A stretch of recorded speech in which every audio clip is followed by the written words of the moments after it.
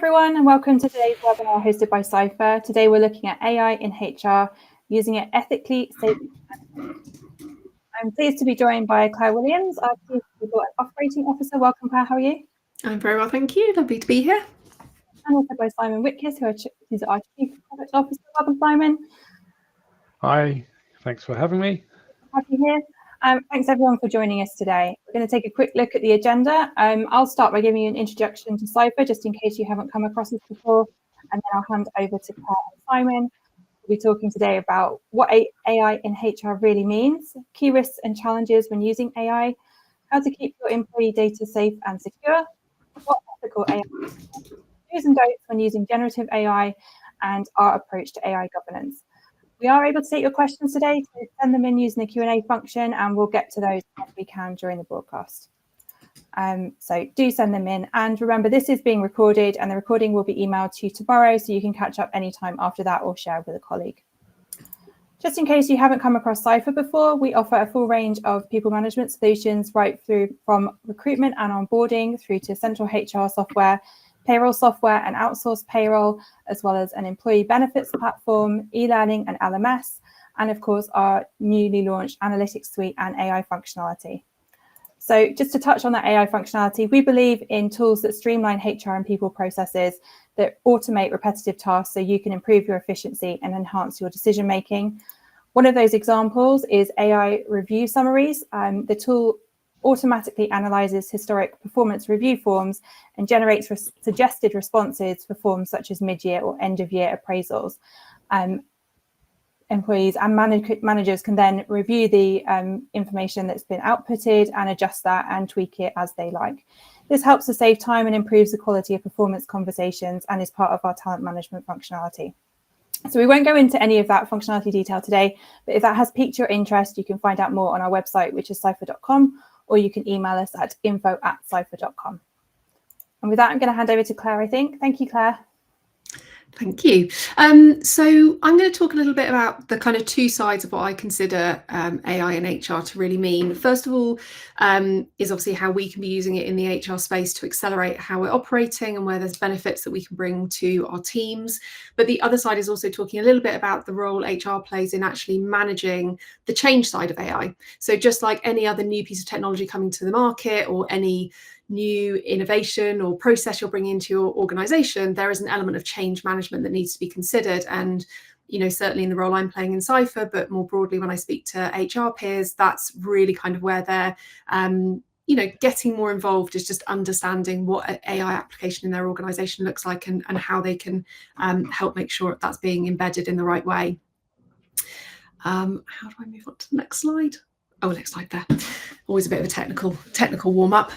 So I'm going to talk a little bit about my the ABCs. So I've done my 4 A's of AI, and then we're going to move on to the B's and the C's, which is more around the behavioural and cultural change that you're going to look to implement as part of your role, if that's if you're being called upon to do that within your business.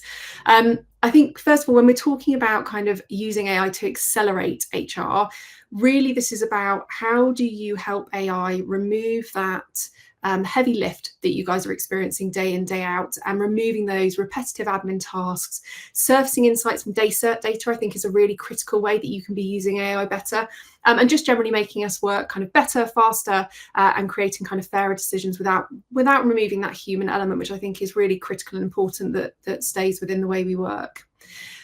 So really thinking about, it doesn't replace HR. You know, one of the terms that I love at the moment is FOBO, so fear of being obsolete, and it's something we talk about a lot in Cypher, of how do we make sure that our people are feeling like they're part of the journey and they're not worried about kind of losing their jobs as a result of AI coming in, but more how do we use it to augment the way we work and just really accelerate things. So, you know, we still decide who we hire, how to coach, and when to have those tough conversations, but we can be looking to use it to, you know, clean our data automatically or generate structured shortlists against objective criteria, and, you know, so on and so forth. So I'll come into more of those examples as we go through. So the 4 A's of AI. So the first one I want to touch on was assisting. So this could be assisting, common ways I'm sure all of you are using with ChatGPT and Copilot. So drafting comms, summarizing meetings, answering questions from approved sources, those sorts of ways just to assist you in your day-to-day role. You know, an example of that might be performance summary drafting, so turning goals and notes and peer feedback into balanced first draft summaries for managers to edit. But I think it's really important that when you're using AI, you are also thinking about the guardrails that you put in place. So in that example, you know, the manager is reviewing it and owning it, but that's not the final wording, that's not the final draft. There still has human interaction to make sure that that work has been refined in the right way. And then also thinking about how you're measuring it. So again, in that instance, thinking about the time saved per review cycle, and just thinking about that as you're working through, how is it assisting you, but also what are the guardrails in place, and what are the metrics you're using to measure the success of that application. So Assist, really common way that I think we're all using it. The next one is about automating. And this is where I think we can really start to leverage workflows and steps, workflows and introducing ways to remove those repetitive tasks or accelerate those repetitive tasks, and they're typically quite rule-based. So again, internally, we've started to develop quite a lot of agents that we can use within the likes of Copilot, so that you just give it, when you're giving it the same instruction over and over again, you can just dump the data in and it runs and it knows what to do.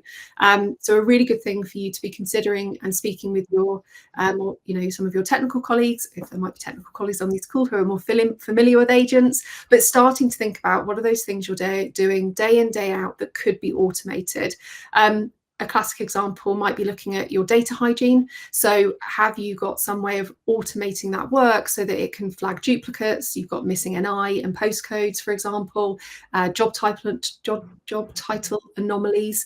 But just again, looking at ways that you can rinse and repeat the same task over and over again, but really using AI to accelerate some of that work. Then got analyze, and I think this is actually one of the biggest areas that I save time. Even just taking a raw dump of data and putting it into Copilot to just say, what trends can you pick up from this data? It's really going back to the basics of what's the question you're trying to ask from the data, and just asking AI to do that for you in the first instance and see what it comes up with. So really looking at how it can turn that raw people data into insights and narratives that you can then go away and work on, and it just takes away that blank piece of paper. And I think that's the beauty of AI, especially when we're talking about things like Copilot and ChatGPT, is just removing the blank piece of paper to get your mind going in the right direction, to give you some insights that you can then work with. So, you know, engagement surveys, great example. Put it in, have a look at, you know, what are the themes, and you can ask it to introduce the right guardrails and safety settings, if you like, that you want to apply. So, you know, make sure that your findings are anonymized, or you've got minimum cohort settings in place so that you still protect the privacy of those people that have submitted that data. So you can really build in the instructions you're giving to AI to make sure it's pushing out the right information or in the right format, but even using it to that really broad sense of just analyze the data and tell me what the key themes are is a great way to just get some of that activity moving without spending hours just staring at data, as I know I do, before I figure out what I actually need to get from it. So yeah, analyze, a really, really great way, such a great time saver in the HR space, particularly where we're dealing with such high volumes of data. And then the final one is around anticipate. So how can you also use this to anticipate and use data points and trends to identify where you might have risks moving forward, or predictive indicators that you could be focusing your time and effort on. So flight risks, hiring funnels, demand for skills, you know, so it's not about deciding anything. It's really just looking at, is there anything that you need to be aware of as an HR practitioner that you should be starting to put a bit more laser focus into. So attrition risk signals would be a great one.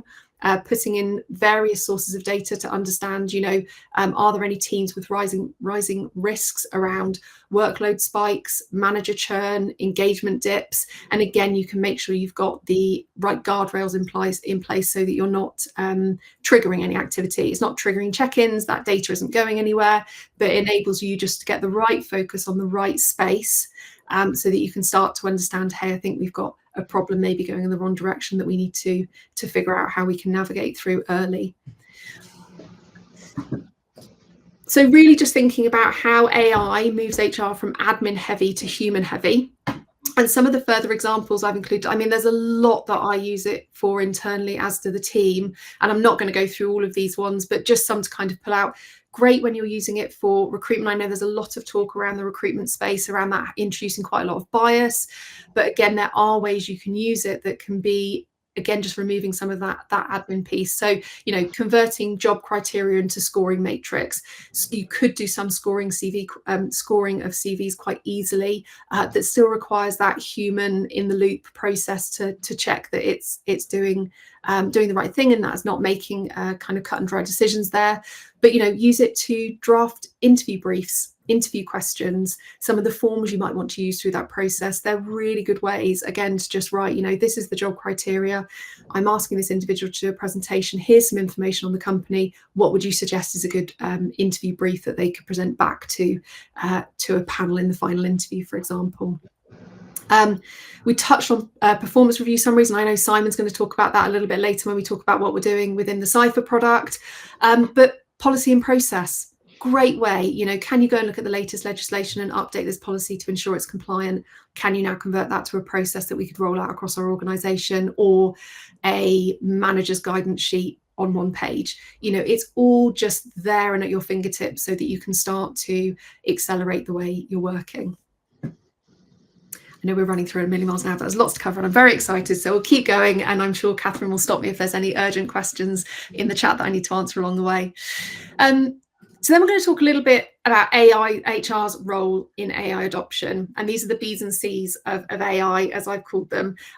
So just really thinking about the bigger role that HR play in relation to the change program that wraps around AI. And it's where we've probably spent a majority of our time over the last few months, really figuring out what we need to do to help our people.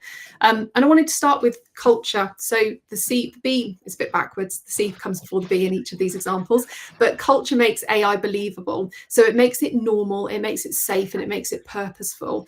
And the example I always use here is, you know, you don't create organizations with amazing health and safety cultures through just having a health and safety statement tacked to the wall. You know, that comes through having someone that's responsible for health and safety. It comes through training, repetitive policy reminders, reporting. You know, it comes through having health and safety culture built into every way that you operate and being reinforced in everyone's day-to-day life. And I think AI is very, very similar in that if you set the tone and you set the direction of travel in relation to what you want your AI culture to be from the outset, you will have far more success in making sure that it really just feels like an integrated part of your way of working, versus this FOBO, that fear of being obsolete, and that it's a big kind of scary task and tool that's going to change people's jobs to an unrecognizable level. So bringing in culture is really, really important. Thinking about how you're setting the tone, thinking about the narrative, using spotlight cases, recognition for smart AI. You know, Simon and I and the rest of our senior team talk a lot about removing that view that it's cheating and that it's taboo. So, you know, I will openly, my team will send me requests, I will openly say, yeah, this is what Copilot has said, I'm happy with that, crack on, to try and bring down some of those barriers to use, and that actually it's okay to use it. It's not cheating. So thinking about the culture, and there's lots in there. And if you've been involved in any sort of cultural transformation and change, I'm sure you'll be familiar with everything that entails. Next one we've got is around change makes AI behavioural. So this is kind of guiding organisations through those shifts. So orchestrating the people side of AI rollouts, thinking about kind of stakeholder mapping, the comms and training plans, the roles and skills and impact. I think it becomes behavioural when you're really focusing on, are you giving people all of the tools to use it safely, to be confident in what they're doing, and that it's their first point that they go to problem solve, versus something that's much further down the line, and bringing it in as just a standard way of working. Back to that point around, you know, Simon and I being very open with our use of AI, removing those barriers so that people don't have any sort of fear of adopting it. Capability makes it beneficial. So this is really, and again, huge piece. I don't know if anyone saw that Debenhams have launched their AI Skills Academy using their apprenticeship levy. We're looking at doing something similar at Cypher, but really building skills for that AI age workforce. It is a huge upskilling journey that goes beyond, I think, just understanding what's the right prompt to put into ChatGPT. It's understanding the language. What is an MCP? What is a LLM? What is, an agent? What are all of those different common phrases, but the fundamental understandings of what AI actually is. There's a lot of podcasts out there. There's a lot of learning out there that you can do. So even just spending 30 minutes a day trying to improve your AI knowledge will help you guide the business, but also guide your people, and make sure that whatever you're implementing is based on a really solid grounding and understanding of the possibilities that AI can bring to organizations. And also there's really nuanced uses, how marketing and sales use it versus product versus HR. They're very different, and there's lots out there that you can look to understand to quite a good depth. But yeah, really thinking about how you can leverage learning paths. Do you have certifications and badges, competency models? What are you doing to make sure that your teams are really capable and confident in their use, so that you can start to really see the benefits, and thinking about the metrics you're using internally to measure AI adoption and acceleration. And then finally, compliance keeps it bounded. And I had someone to say, what do you mean by bounded? And for me, it's kind of that compliance sets the hard edges around how AI is used, so that it's safe and lawful and auditable. I think lots of people have concerns about the fear factor around AI and what it's kind of doing out in the wider World Wide Web, and where that data is going, but also the validity of the data that's being received. So I think making sure you have really clear understanding of what compliance and AI means within your organization. When can it be used, for what purposes, who can access it, and how are decisions then reviewed once you're having those insights back from whatever AI engines or models you're using. But starting to make sure that everything you're doing is driven by that compliance in the design from the outset, and that kind of really then pulls it together in quite a well-rounded way. So that's my whistle-stop tour of the ABCs. I was just going to touch on really briefly, before I start to hand over to Simon, just talking a little bit about how we've been embedding AI in Cypher, just to give you some kind of practical examples of what we've been focusing on over the last few months and as we kind of head into 2026. So we actually started by doing a maturity assessment across our organisation. So I can share a link, but we use the Anthropic model to look at how you can assess maturity in your organisation, and looks at things like their individuals' skepticism through to confidence across a number of areas. So how skeptical or confident are they around the compliance, or their confidence, or any element of AI? And from that, we assess our maturity across a number of areas. And that's a really good baseline for us to now understand, as we start to roll out more over the next 12 months. We'd love to obviously see our maturity improve across the organisation. Also allows us to understand where we might have pockets of more skepticism versus areas that are super confident. I think we would expect our tech teams to be very confident, but you end up seeing loads in marketing. They're really confident, and other areas are less so. So it's a great way for you to understand your maturity from the outset. We've spun up a special interest group. So we've got an AI special interest group that brings across colleagues from around the business. We've tried to get good representation from every team. And that team is very much driven around understanding how are people using it, learning from other colleagues around where they could start to apply it within their teams. They are a champion for AI within their space and with their colleagues. And they are also kind of a voice that comes together. There's a senior sponsor, and they help raise ideas to the senior leadership team about what they would like to see more of to improve adoption. Lots around documentation, as you expect, policies and procedures coming out of our ears, but both also in relation to building that out for our customer-facing products and internally how we want people using it. So we've created prompt guides, we've created safe, the safeguards, the rails of how people can and can't use it. And then we've also made sure that we've started to work quite heavily with our suppliers. So again, when you're thinking about the change management side of things, we've gone out and we've started engaging with our most critical business application suppliers to understand what's on their roadmap from AI and where could we be starting to leverage that as we look ahead as part of our 12 to 18 month roadmap from a tech stack perspective, and what we want to be achieving around efficiency gains or particular areas of focus. Lots of communication and knowledge sharing. We have a Sean's Cafe every Monday where we just do a roundup of what's going on around the business, but we bring out what's the latest AI use case that people are celebrating and using. We have an AI community within our Viva Engage portal, which is our internal comms platform. And we're just generally trying to share and communicate as much as we possibly can across the business. And then finally, learning and upskilling. So I mentioned we're looking at an AI skills academy, but we've also got lots of on-demand learning that our colleagues can be looking at any point in time.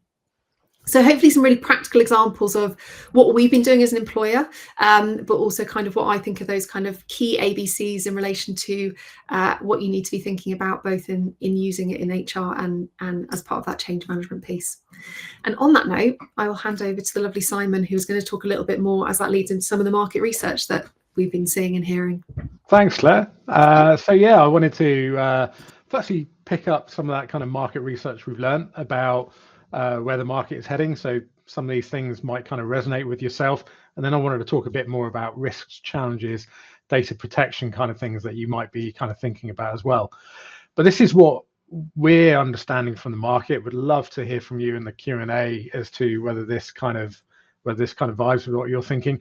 But for us, the number one thing for HR teams is taking away the admin. Certainly just trying to really kind of get you back to what you love.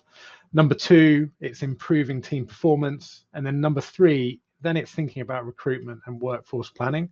So, what that means for us in a bit more detail is, as Claire's kind of already talked about, kind of shift from that admin focus to people focus. So things like what we want to kind of help teams do is answer questions out of the company policy handbook, something that Claire's already referenced, but just kind of get you back to kind of allow you to go back to what you can focus on, which is kind of helping get the most out of people, right?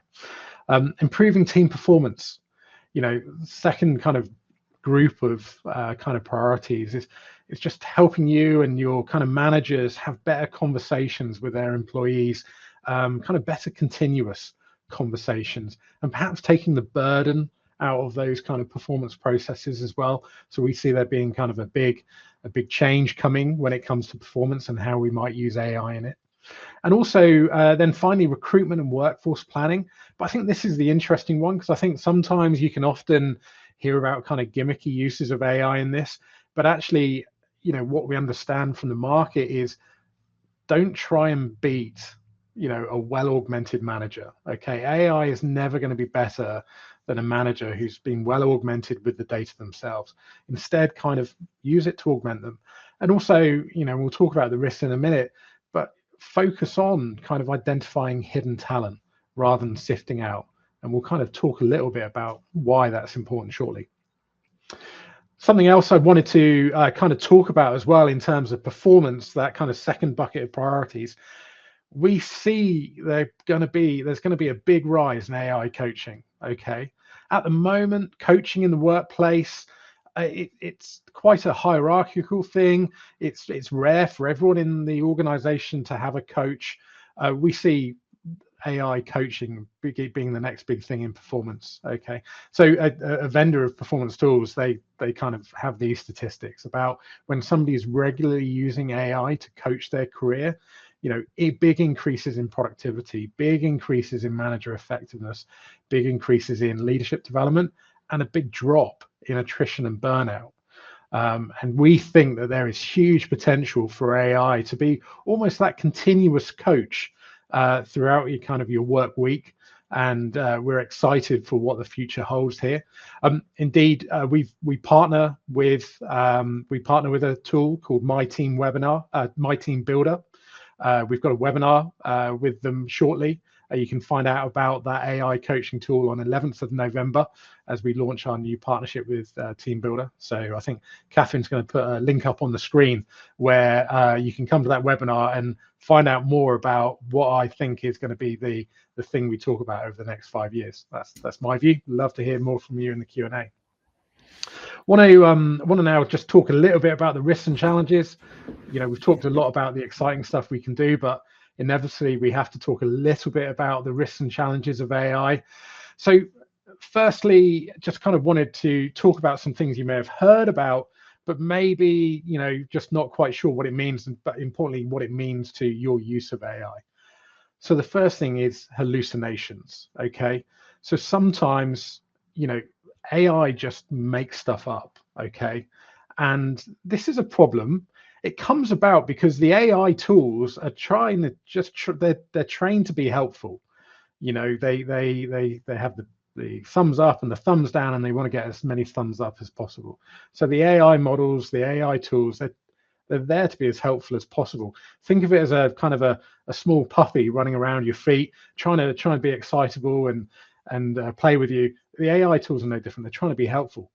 But what that means is if you ask it a question where it doesn't necessarily have the data, there can be a tendency for AI models to sometimes hallucinate and kind of make things up. There are ways you can protect against that. It can be as simple as just asking the tool to clarify questions when it doesn't have the data, or to clarify that it shouldn't kind of try and interpret or interpolate answers. It really should base it on the facts that it has at hand. So, once you know about hallucinations, they are a thing you can combat. Biases, I think it's really important to be aware of this, because AI is going to have biases. AI is not trained on some kind of magical data set that has no biases in it. It's trained on real world data. It's trained on the internet. So you, just like any other process you might be involved with, you have to think about the biases that might be in this. Some ways to combat that. Well, firstly, consider the quality of the data that your AI tools are trained on, because as well as AI tools being trained on the public internet, you do also have the opportunity to train them on your private data, things like that. You can also, as I mentioned, like when we talked about the earlier market research, is don't necessarily focus on sifting things out. You could easily see maybe an AI tool sifting through the hundreds of LinkedIn quick apply applications you get. Well, there you're going to open yourself to risk of bias. Those tools are going to be useful for that, but also see those tools as a way to actually lift up the hidden talent that perhaps you have in the organization and you may not have otherwise spotted without the AI tools. And also, finally, Claire touched on this as well, definitely keep the human in the decision-making process. That is actually one of the most important guardrails for guarding against bias, is keeping the human in those processes. Of course, we've got to talk about data. We kind of already touched on it in terms of the biases, but fundamentally, it's garbage in, garbage out. Okay, you've only got good AI if you have good data. And importantly for you, think about what this means for your HR data. How much of your data is in structured systems, how much of it is possibly offline in Excel spreadsheets, things like that.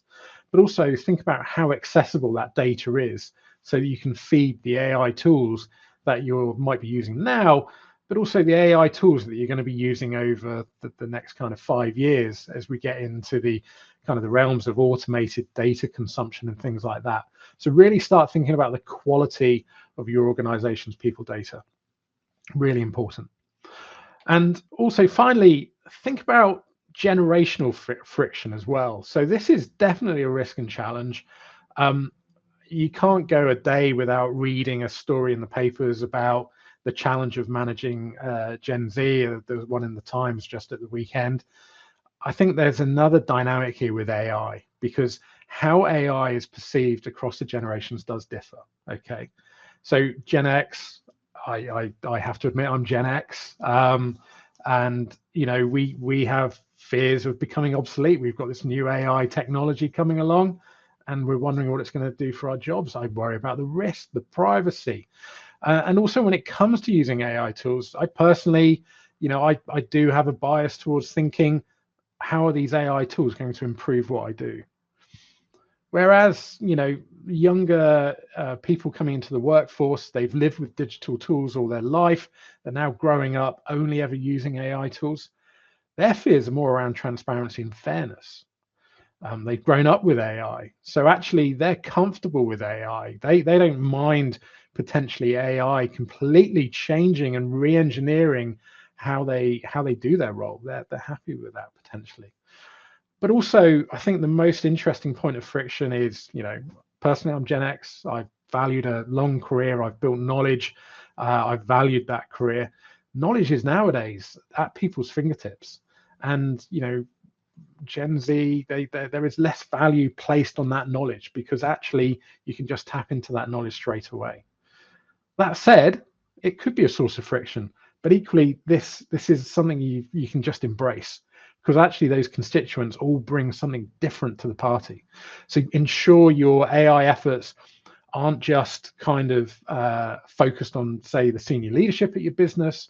Ensure it's cross-department, but also cross-generational, and make sure you're getting everyone's views into that, because everyone's going to bring a unique perspective on how AI can help move you forward.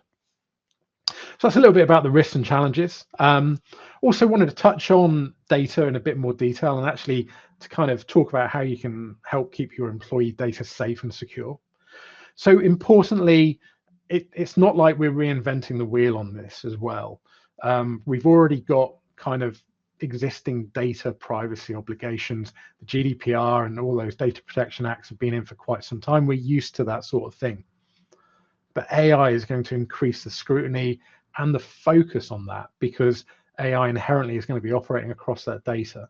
So it's really about going back to those principles of GDPR, ensuring you're collecting the right amount of data, ensuring you know why you're collecting it, ensuring you've got the robust legal reasons to collect it, ensuring that that data is protected in the right way with systems with appropriate access levels and things like that. I think something you've also got to think about as well is think about the risks with using the tools. All right, I'm not here to scare you and say don't ask ChatGPT anything or Perplexity. They are great tools, but equally, if you're using the free tool, well, there's no such thing as a free lunch.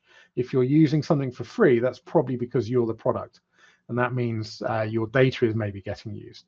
So instead, look at the privacy policies.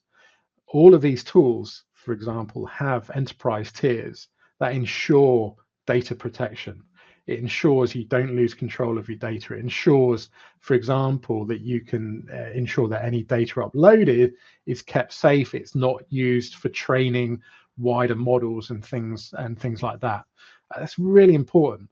And it's something that you can't just kind of hide away from, because you will have people in your organizations that are pushing the boundaries with AI, and you need to have a policy around this, because if not, they're just going to use those free tools, and they are just going to kind of use your confidential data within it, and then that data could be then loaded into the wider AI models. So it's something you have to embrace, because there are absolutely protections in all of those tools around protecting your data.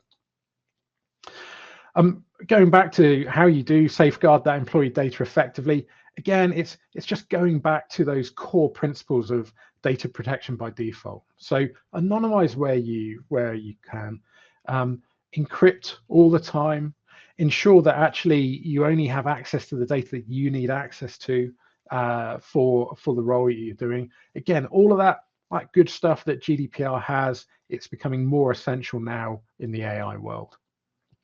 And I think just a little bit to touch on AI, on Cypher's approach to AI. Importantly, we have our AI governance. I'm going to talk a little bit more about that in a bit. We host our AI features in secure SaaS environments run by Microsoft. Strong encryption and access controls, of course, but also we are accredited ISO 27001, which has all of that important governance around data and things like that. So some really important thoughts there around how you keep your data safe, your people data safe. And with that, I'm just going to hand back to Claire now, who's going to talk a little bit more about ethical AI. Fab. I have just dropped into the Q&A, by the way, the AI maturity model that Asana and Anthropic developed. We used we kind of built our own around that, but used the core principles of it as the fundamentals. So it's in the Q&A, and I can also just drop it into the chat so everyone can see that if they'd find that helpful. But yeah, there's a lot out there is trying to figure out through the weeds which bits are helpful for you and your organisation, but hopefully that might help. So what does ethical AI look like? I think there's a mix here. I've kind of started with a few myths, myth-busting points on kind of what are the common things we hear, because I think there's the ethical side, but also the perception people have, and trying to change and adjust people's perception along the way. So, you know, the myth is that AI is replacing HR. Back to that point of FOBO, you know, not the case at all. I think there's so many opportunities for you as teams to be thinking about how you can really just use it to accelerate and spend your time on that value add stuff. So how do you flip from doing the admin to the strategy? How do you make sure that what you're doing is removing the grunt work through AI and using it to surface insights, you know, making sure that managers and the HR individuals are still having the conversations and making those meaningful decisions. So really just about replacing the repetitive tasks, not the relationships. So I kind of like the AI plus HI. So artificial intelligence plus human intelligence gives you the ROI. So Simon's laughing because I say this a lot internally about we have to have the HI to make the AI work. But, you know, I think it is important, as we keep saying, about having that human touch. So the next myth is AI is a black box that we can't trust. We've kind of obviously touched on this a little bit through both Simon and my updates, but you know, it comes from the governance, not the guesswork. So making sure that you're really considering the data sources, you're making sure that the data is good in the first place, you've got those human in the loop checks, and that those audit trails and safeguard rails, all of the same words, are in place so that you can make sure you're removing bias where possible, and you're having that data and information validated. Next up, I put AI will introduce bias. Again, same one. You know, well-governed AI can standardize criteria, flag risks, and reduce bias when monitored and audited. But again, it really does come down to your processes that support any process using AI or without that could introduce bias. So just how are you making sure that that's not taking place? And then generative AI means magic answers. No, it must be, again, generative AI. So, you know, those ChatGPTs that you're using and you're giving it prompts, they must be grounded with clear guardrails and approved sources. One of the things we've worked quite hard on is improving our employees' understanding of what a good prompt looks like. So instead of just asking, what's the answer to X, or can you tell me more about Y? It's making sure that the prompt you're putting into these engines is really comprehensive and specific about what you're asking for, so that you can make sure it is giving you really valid answers and really specific answers as you're working through it. So what does ethical AI look like? So kind of first up, I've put two sides to this. So safety by design, you know, I think fairness is really key. And by that, I mean, you know, same rules for similar cases, and that there are systematic checks to prevent discrimination. You know, it's something we're all very cautious of. We've all talked about it a lot already, but just making sure that you are being consistent with your use in AI where you are deciding to use it as part of any AI HR processes. So we're not going to use it in maybe that disciplinary or that grievance process or that recruitment process, but not another. Make sure you're using that in a very consistent way. Transparency, so making sure people can see what data was used, how it was applied, and who is accountable for that data. So really being clear in your communications, making sure you're documenting how it's being used and what checks and balances you have along the way. And then accountability. So I'd really encourage you to think about having a named human who owns different either AI assisted decisions or who is involved in different processes. So we, for example, are really clear internally about who owns AI at a board level, depending. So I look after operational AI applications, Simon's responsible for product AI, and then our CTO is responsible for any use of AI within our technical space, you know, in coding and anything there. So we're very clear around who owns different elements of AI, and I think that really helps build confidence within our people. But then put a little bit just around how to avoid harm and maintaining trust, and just some kind of practical comments here. So Human in the loop for consequential decisions. So hiring, pay, exits, disciplinaries, if you're going to use it, make sure it's not a solely automated decision. You have got humans in the loop, and that is being checked and validated. Purpose-bound use, and this does overlap a little bit with what Simon's used, but being really clear about the problem, using minimal data where you need to, and really measurable benefits. So you're not just doing general surveillance, you're not doing fishing expeditions with the way you're using AI and the data you're throwing in to try and pull out and extract insights that you can run away with, being quite purpose-bound in your application. Data protection by default, again, we've talked about this, but minimizing, anonymizing and aggregating where possible, avoiding special category data, something I'm sure we're all aware of if you're working in the HR space and also maybe have any awareness of the GDPR side, but that's special category data where we're talking maybe around protected characteristics, criminal checks, things like that fall into that bracket. Again, just being extra cautious about how you're using that data, but ideally avoiding using that data unless it's absolutely necessary. Bias and performance we've obviously talked about, so again, I won't re-go over that. Explainability, I think store where you're using it, particularly for any sort of decision making. I think store the inputs and make sure you're documenting the rationale as to why you've used it, how you've used it, and think about obviously the kind of alternatives that you've considered before you've come to the outcome that using AI in that use case is the right solution. And then again, the governance. So have you done your vendor due diligence? Have you got logs of prompts and audits and all of the things you might need? You know, speak to your information security team, your IT teams, your legal teams, your data teams, depending on if you have those things in place, or do go and seek some external advice on this before you start either using it within your products or using it beyond just, you know, generative AI. If you're actually using it as part of your decision-making processes, it's probably just best to be belt and braces on how you're using it and where you're using it. Also, just want to talk about, you know, how the language you're using around how you're explaining it. So I talked about explainability and transparency in this, and this is just an example of, you know, a kind of flow chart of we're using this for shortlisting a senior payroll analyst. We're going to be using AI in multiple parts. So for this perspective, we said, well, what was assessed? So we reviewed your evidence against these criteria, and that was how we pushed. That was what we pushed into AI. That, you know, what did the AI do? So the tool helps summarize and highlight, match the criteria. It didn't make the decision. So you're being really clear about what AI did in that scenario. You're talking then about what you considered, the outcome and rationale, and what happened next. But it's just to give you a bit of a visual of, if you're wondering how you go about understanding and explaining where you're using AI as part of any process, just map out in this sort of way, or just have some sort of log or procedure that you can share with your colleagues, but do be transparent in where you're using it, why you're using it, and how you're using it. And then just a couple of do's and don'ts around generative AI. So, you know, Gen AI tools like ChatGPT, they offer really significant benefits for HR, well, for all teams, but they must be used responsibly to avoid data privacy and ethical pitfalls. Again, it is something we've mentioned, but just, you know, just think about the practices you're using in relation to you know, drafting content, summarizing documents, and generating ideas and improving processes. So here's just some do's and don'ts that we've put on the screen just for you to be aware of. So where you're using it are those common options over on the left-hand side, but things not to do is putting confidential employee information into public AI tools.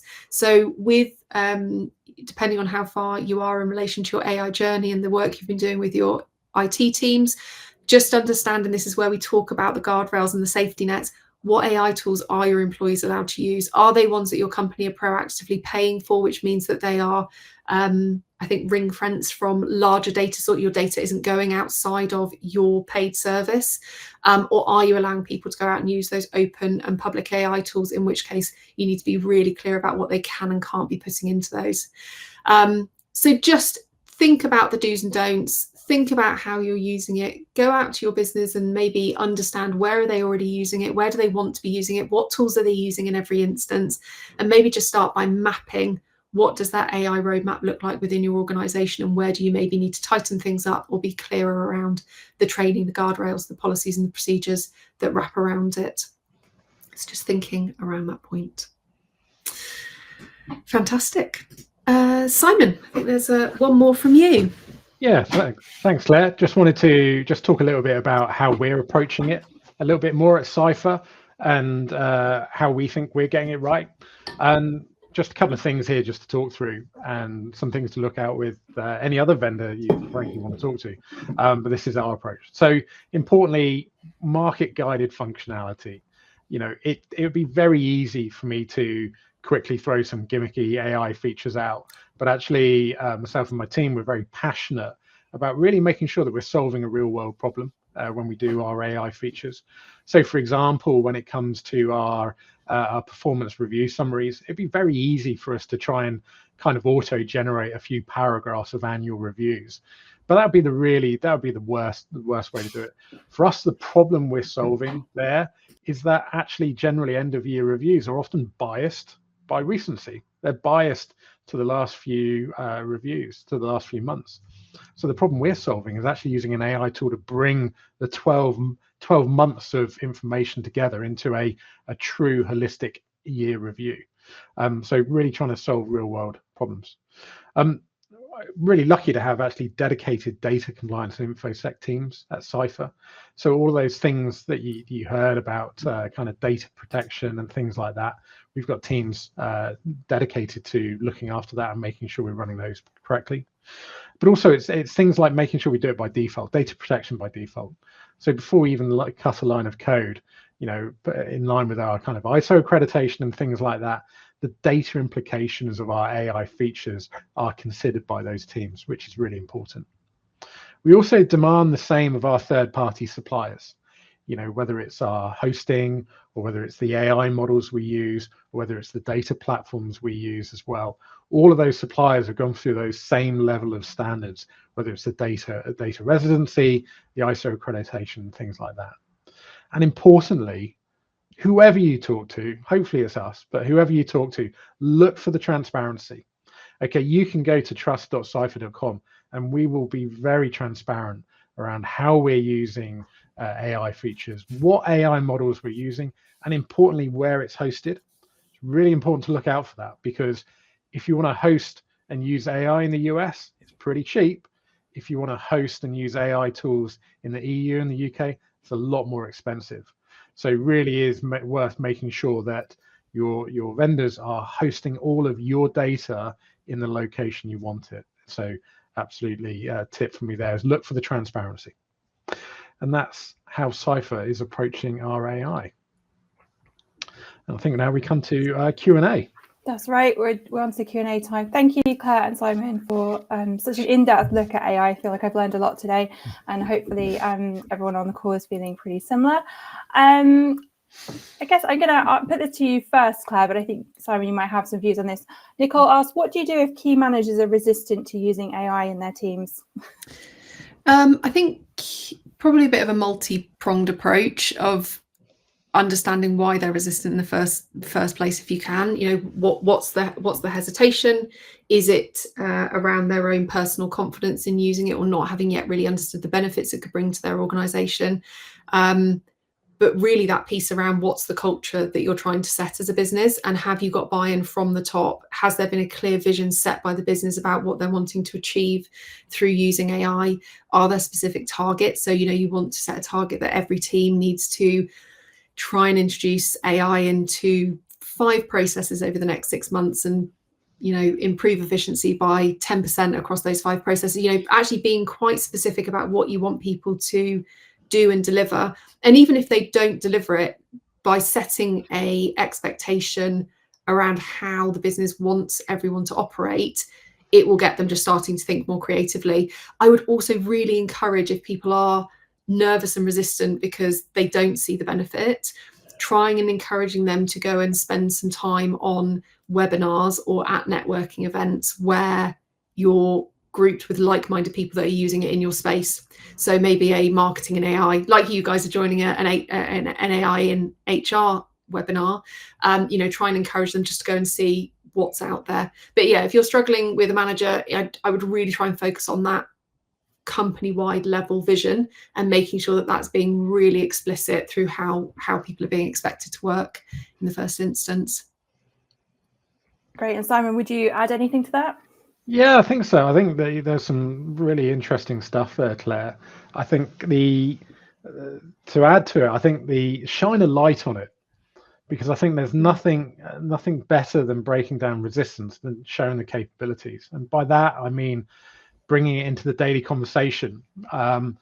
Because the reality is none of us really have fully got to grips with this technology, and we're all really kind of figuring it out. And there's nothing better than, like, my team rock up and they're like, oh, I used AI to do this today. And I'm like, wow, that's really cool. And tomorrow I'm going to do that. So, you know, shine a light on what the conversations are, how it's being used, and make it part of the daily routine. So Claire talked about how we kind of make it as part of our kind of weekly town halls. It's also just part of our team daily rituals. We talk about how we've used it. And then just finally, it's kind of that fear, the fears and doubts that we talked about earlier as well, and just reassuring people that AI it's a tool to be used. It's not there to replace. But yeah, totally. I think when you see what AI is capable of, you can break down the resistance.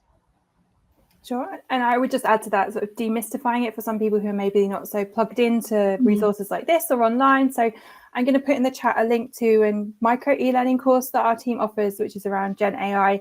Those kind of like basic primer courses can be really helpful to bring people to a minimum standard of knowledge. And if you're offering it through your LMS, you can track completion rates and understand who's engaging with that. So if you're interested in that short course, it's a series of micro learning courses. You can request a free trial through the link that I've just put in the chat. So we've kind of touched on this question from Sally already. She asked, how would AI in end of year performance reviews, how would we use it and ensure it is being used ethically and safely? So we kind of have talked about that in terms of individual assessments, but maybe not in terms of like scoring or salary setting, performance bonuses, that kind of thing. Claire, that's a you question, I think.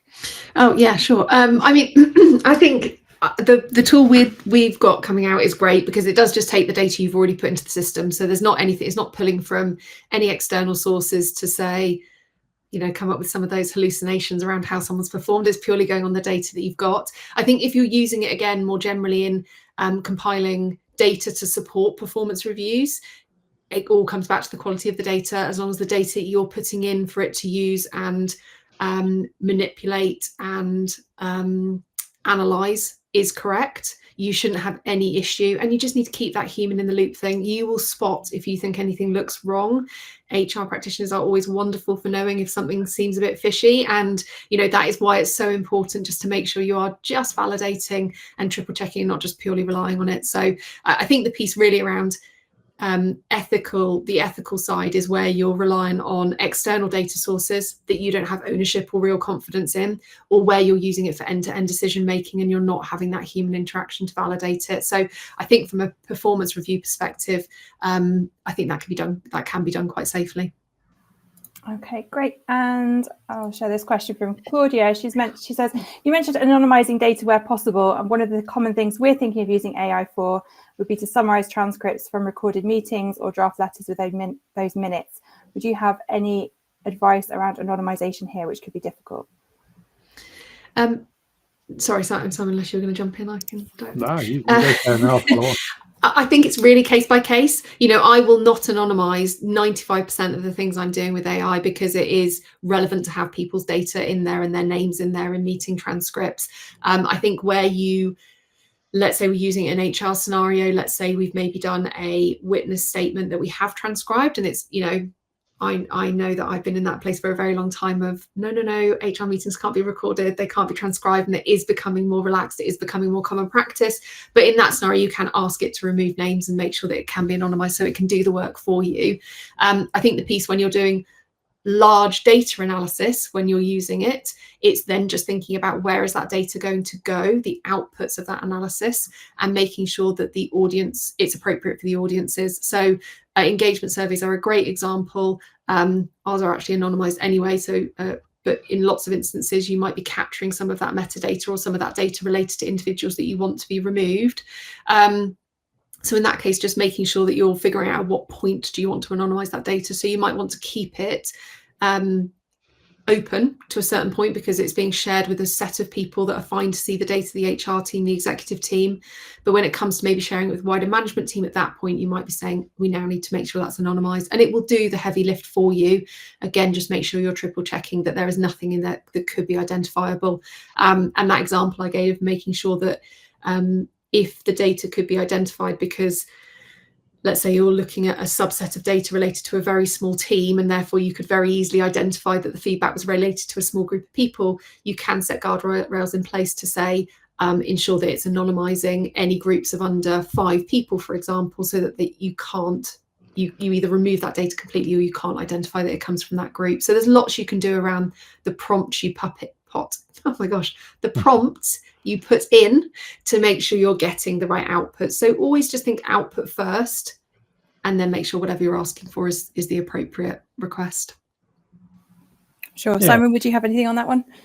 No, I think, and exactly what I said, and also just to build on it, I think GDPR is also, it's a balance. It's a balance of the rights, the obligations, the responsibilities. So, you know, anonymize where it makes sense to what Claire spoke about. But I think this is where it also makes it really important to think about where that data is ending up, the data residency. Because let's say you've got a transcript, none of us would think twice about posting the transcript onto Facebook. No, that is clearly, obviously a bad thing to do. But if you put it into ChatGPT, the free version, you're not far off doing the same. You're still adding it to the whole internet. So yeah, I think it's, you know, these are new tools. You know, we haven't quite got you know, to grips with them like we might have got to grips with Facebook, and not necessarily putting all our personal data on there. So yeah, just think about that data residency, just making sure that you know, it's in the right place and you're on the right enterprise options, so that your data is not being used for the wider training of the models. Yeah, and I think if you have concerns, speak to your InfoSec team. They should be there to help keep you safe and make the right choices with those kind of tools, whether you're using it in like an open ChatGPT or a closed Copilot instance, for example. Another question here: what is important to include in a HR AI policy? And I guess maybe I would take a step back and say, do we need a HR AI policy? Yeah. And if we're having one, what's it going to look like? Yeah, I saw that question, so I put it into Copilot while Simon was talking to see what it would tell me. No, I think it is, and to be fair, it has said exactly what I would expect to put in there. So I think it's the same with any policy. You're looking at what's the scope, what's the purpose. With AI in particular, and this is the same so there's two sides to AI policies. I think one is the internal, how are you using AI with your employees' data? So where are you using it? What are the safeguards? What are the, you know, what are you bringing in relation to that process to make sure that has got that human in the loop? You've got you're putting in practices to remove any bias, all of those sorts of things. So there's one side is how are you using your employees' data when it comes to AI, and that's what I would expect to go to an HR AI policy, is working through those case examples, what are the principles you have in place around how you manage AI when it comes to your employees' data. I think the other policy that I see more of is more around your permissible use policy, and that's outlining how are you permitting your employees more generally to use AI, what tools can they use, how should they use them, and if they are using public AI tools, how can and can't they use those. So I see more permissible use policies as an internal policy that HR is typically involved in creating, versus necessarily an HR AI policy, all the letters. It's the same way as if you were putting together a HR data retention policy. It's how are you using your employees' data in that specific way. So just kind of, and that's why I would really recommend you do start by doing the piece of understanding across your organization, where is HR AI already being used? So which tools already has AI? What's already being put through that tooling? How are your teams using it? And by mapping it, you'll start to clearly understand where you need to put some policies and guardrails around it. Okay, fantastic. Thanks, Claire. That brings us almost to the end of our session and to the end of our Q&A. So thanks, everybody, for joining us today. We hope you found this useful and informative and given you some ideas to take away to your organisation. If you want to find out about any more of the AI solutions from Cypher that we touched on today, that includes our AI form summarization tool, our Gen AI micro e-learning courses, and our partnership with My Team Builder, which is the AI coaching app, you can reach us at info@cypher.com, or you can find out more on our website. Please, there's an exit survey at the end of the broadcast. Please use that to share some feedback about today and help us do better for next time. Otherwise, thank you, Claire and Simon, for sharing all your wealth of knowledge today. We really appreciate it. And thanks everyone for attending. And we hope to see you again another time. Take care. Goodbye. Thanks, everyone. Thanks, everyone.